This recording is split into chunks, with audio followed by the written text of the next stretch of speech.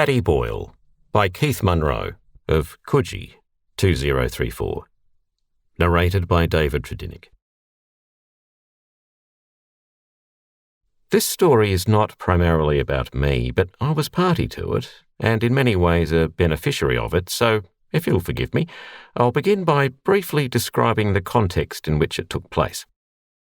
I was 16, only recently arrived in Australia as a migrant, a 10-pound tourist, as the locals called us then, although my passage had been gratis due to my age.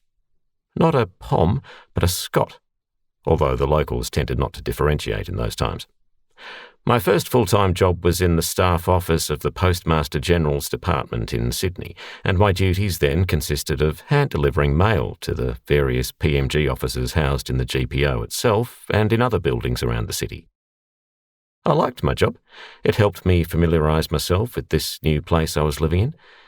Then, after a few months, a vacancy occurred farther up the ladder of seniority, rippling down eventually to an opportunity for me to graduate to a job in the office. Now, I had my own desk with drawers to put stuff in and a phone, which excited me at first. But I soon became disaffected with it because most people on the other end of the line couldn't understand my Scottish brogue. I'm still, to this day, averse to making phone calls, although my accent is no longer quite so inscrutable. But it was in this large, open-plan office that I first met Paddy Boyle. Paddy was an elderly man, as close to the end of his career as I was to the beginning of mine, and he made me nervous at first. His face was rugged, his nose had been weathered bluish-red by the sun, and its hooked and pointed configuration reminded me of the bad guys in comics I'd read as a child. His accent, too, had the croaky harshness of one who doesn't suffer fools gladly. I think he had fought in the war, although that was not a subject I cared to bring up with him because his demeanour was that of one who had seen tough times and didn't suffer fools gladly. But Paddy was also frail. The years had not been kind to him, and every now and then I'd arrive at work to see Paddy's desk vacant. His primary task in the office was to collect and prepare material for the Gazette, a bulletin disseminated throughout the public service, advertising positions vacant and soliciting applications for them from existing staff. It was an exacting job in those days, long before the computer-based tools and labour-saving software we have today, terminating in the creation of a stencil from which the Gazette could be printed off using a manually operated printer. At that point, mistakes in the text were irreversible, and the ramifications of publishing inaccurate material in a heavily unionised workplace were far-reaching and complex, as were the consequences of not publishing them at all, or even just missing the deadline. As a result, senior management decided that it would be prudent to have someone trained to deputise for Paddy, should his illness cause him to be absent at a crucial time. And for some inexplicable reason, they decided that I was the right person for the job. I, however, was terrified by the prospect. I was afraid of making a mistake. I was fearful of making a fool of myself and jeopardising my career in the public service, and I was intimidated by Paddy, by his hard edges and his gruff voice, and the idea that he was thinking, "Is this what I fought through 6 years of hell for?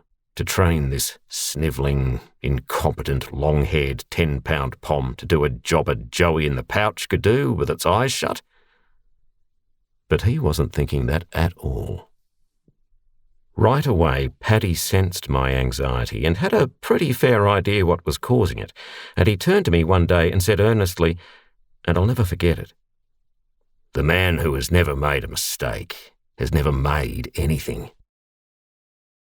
Right at that moment, I don't think I was totally convinced, and he went on to give me a piece of advice that I've tried to live by through the rest of my life.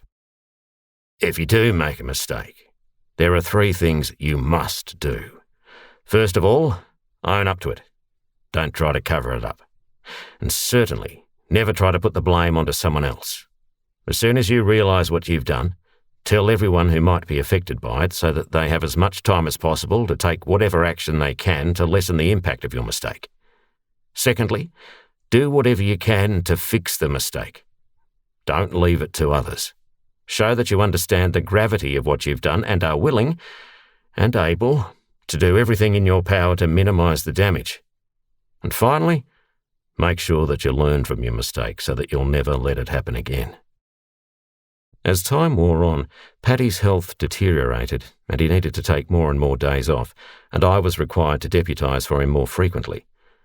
And I'm happy to report that, due to the training and the advice and the confidence he had given me, I was able to execute his work without a hitch and thereby do his coaching justice.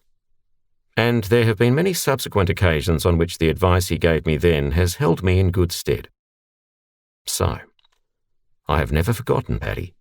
Even after all these years, I can still picture his face, seeing beyond the roughly chiselled features and the gravelly, no-nonsense voice to the kind and empathetic person inside. Eventually, Paddy died, but every time I pass his advice on to someone else, I feel that his spirit lives on. At least, I very much hope so. The end.